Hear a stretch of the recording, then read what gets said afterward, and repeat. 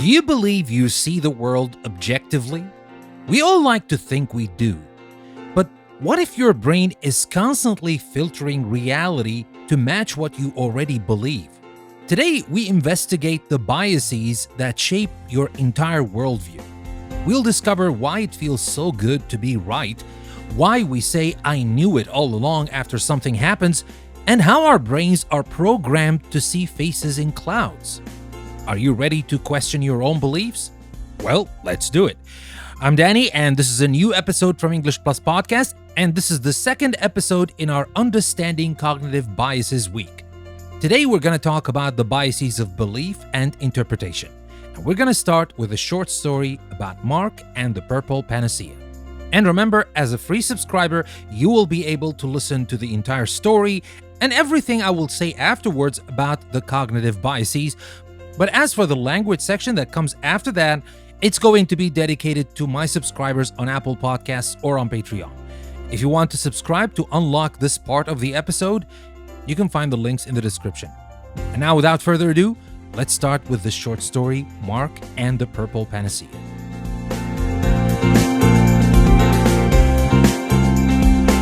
Mark had been feeling sluggish for months, a victim of the modern malaise of too much screen time and not enough sleep. He knew he needed a change, a silver bullet for his fatigue. He found it, or so he thought, in a brightly colored blog post titled "The Purple Panacea: Unlock Ancient Secrets with Nature's Most Royal Hue." The article claimed with breathtaking confidence that eating only purple foods, eggplant, purple cabbage, plums, grapes, could align your vibrational energy and unlock boundless vitality. For Mark, it was a revelation. This was the answer. He dove headfirst into his new lifestyle. His online research became a mission, but a very specific one. He typed purple food diet benefits into his search engine and clicked enthusiastically on every link that praised the diet. He devoured articles about the antioxidant power of plums and watched videos of influencers glowing with purple-fueled energy. When he stumbled across a university study debunking the diet as nutritionally incomplete, he scanned the headline, scoffed, and closed the tab without reading.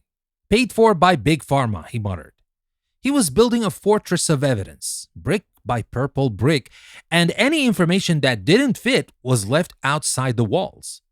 One evening, his friend Sarah, a nutritionist, came over for what was meant to be dinner, though Mark only served her a plate of roasted eggplant. Gently, she tried to present a logical argument. "Mark," she began, "while purple foods are healthy, a balanced diet requires a variety of nutrients from different colored foods to function optimally. Therefore, an all-purple diet is not a healthy long-term strategy."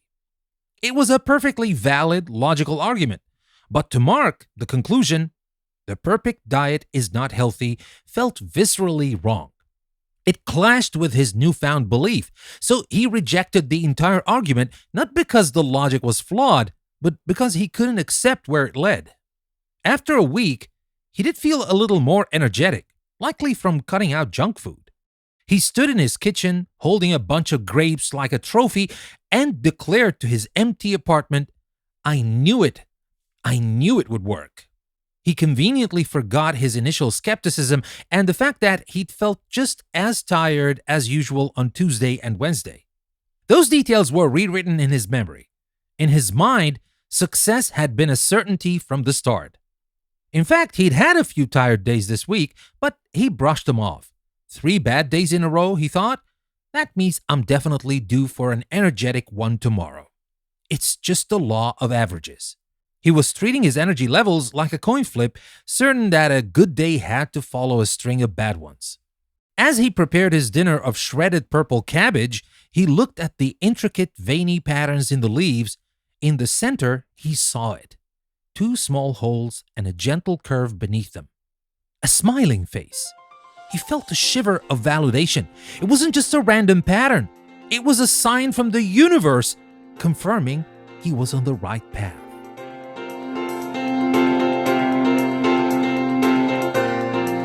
Well, my friends, that is the story of Mark And now that you're listening to it, you might think that this is not logical.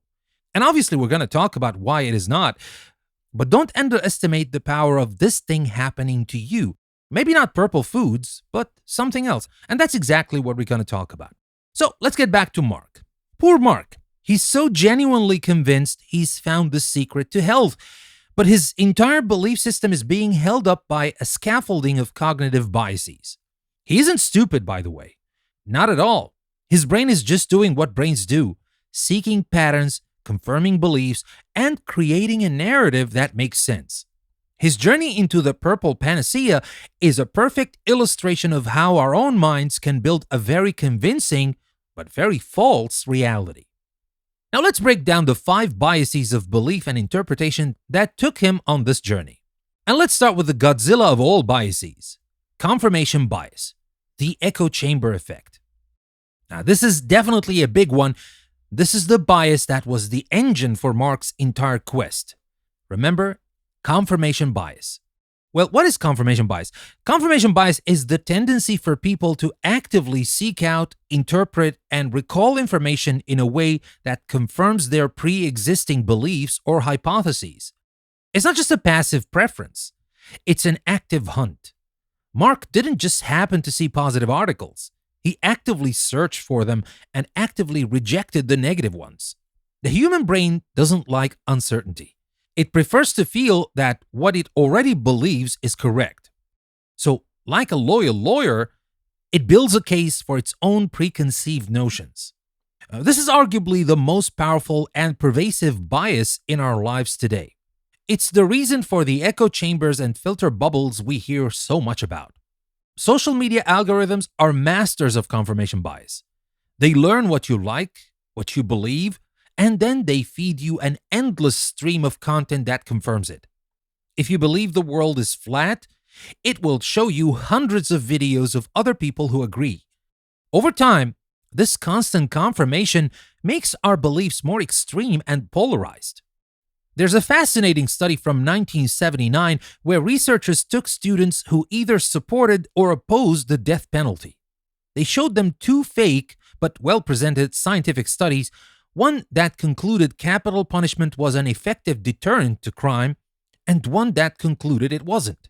Unsurprisingly, students found the study that confirmed their own viewpoint to be more convincing and well-conducted. But here's the kicker.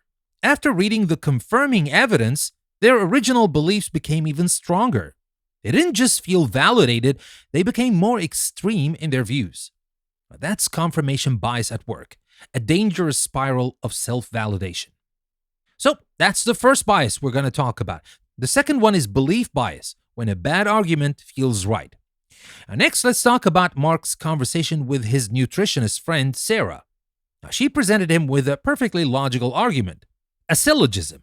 Premise 1, a healthy diet requires a variety of nutrients.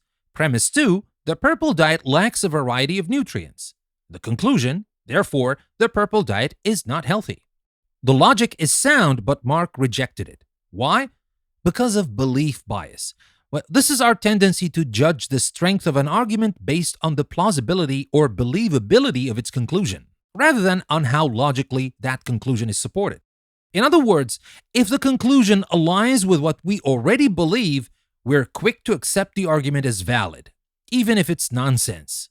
If the conclusion contradicts our beliefs, we're quick to reject the argument, even if its logic is flawless.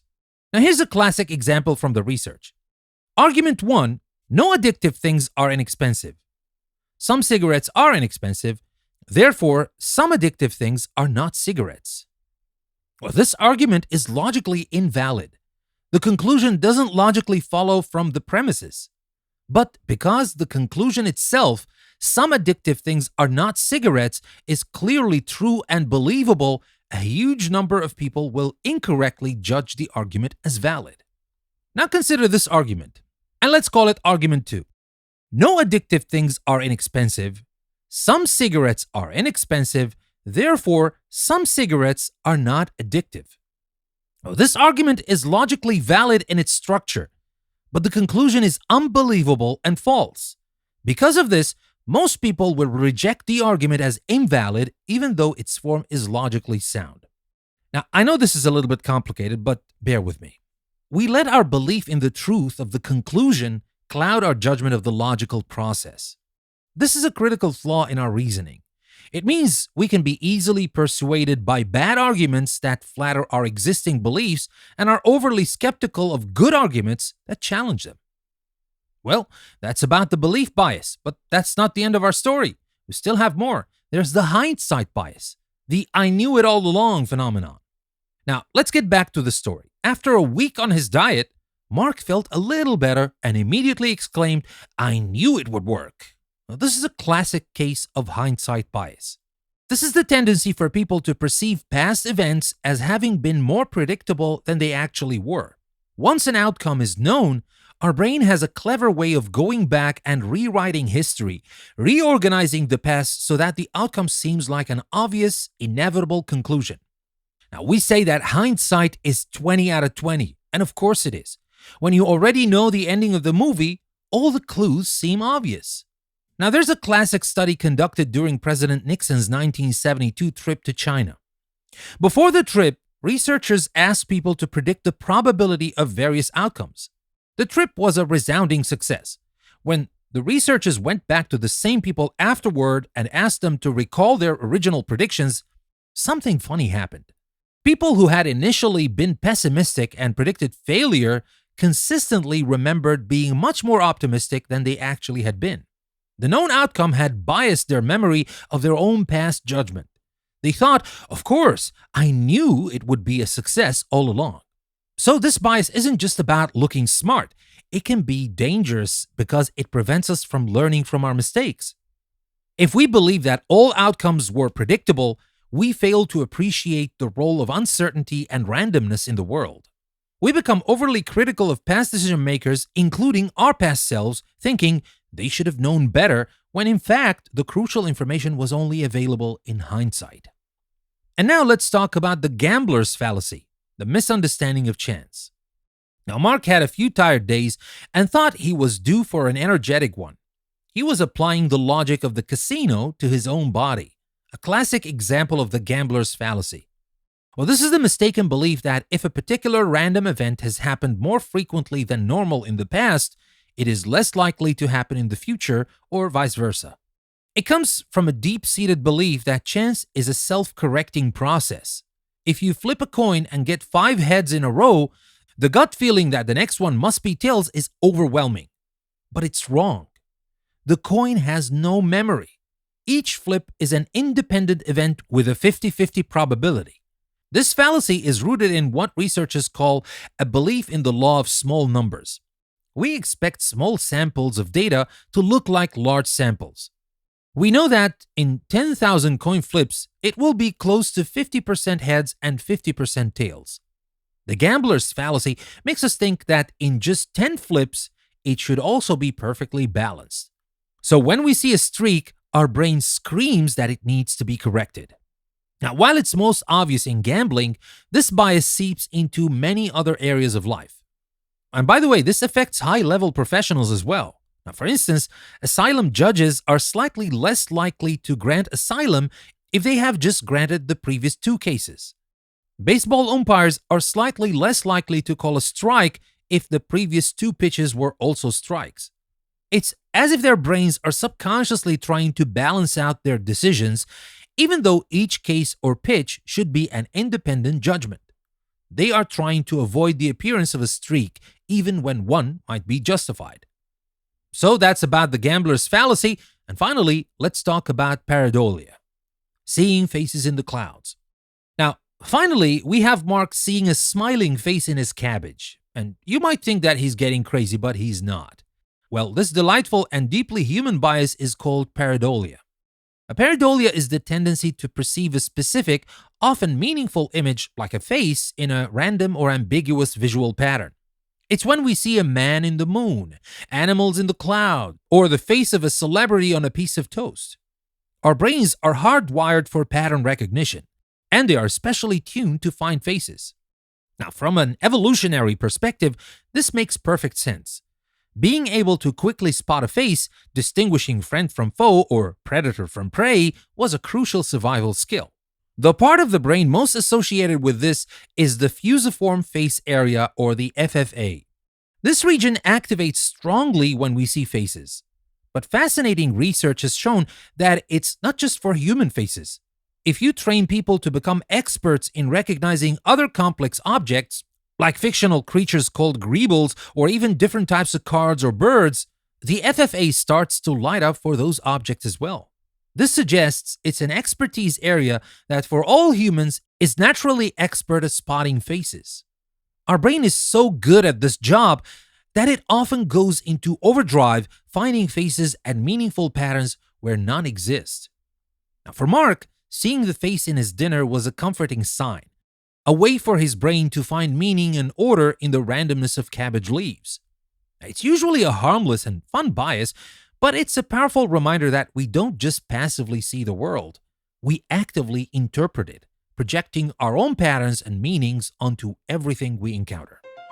So, my friends, these were the biases that I wanted to share with you today. And remember that this themed week is not only on the podcast. You can find it as well on the website EnglishPlusPodcast.com, in the articles, in the quizzes, and even in the reading and listening practice posts that I create for international exam practice, like TOEFL and IELTS and SAT, so you might want to check them out as well. And now, without further ado, let's continue this episode and let's move on to our language focus section. It's coming next, don't go anywhere, I'll be right back.